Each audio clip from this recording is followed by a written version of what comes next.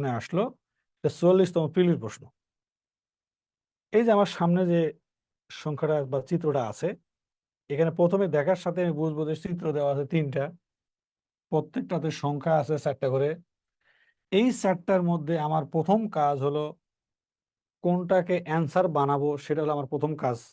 আমাকে অ্যান্সার বানাতে হবে। আমি ধরবো অ্যান্সার কোনটা, মাঝখানেরটা কিনা, মাঝখানেরটা। কারণটা কি? প্রশ্নবোধক চিহ্নটা মাঝখানে আছে, এই চিত্রের ভাইটাল পজিশনটা মাঝখানটা, এবং সবচেয়ে বড় সংখ্যা যেটা সেটা আছে কোথায়?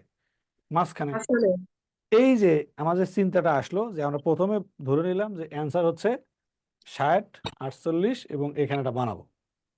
এখন খেয়াল করে দেখো, ছোট ছোট সংখ্যা বাকিগুলা, ছোট সংখ্যাকে বড় বানাতে চাইলে তুমি কি বিয়োগে যাবা?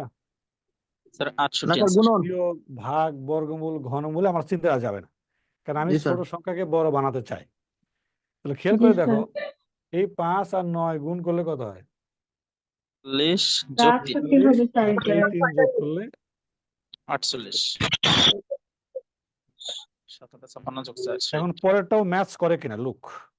করে 7 8 56 60। আচ্ছা আচ্ছা।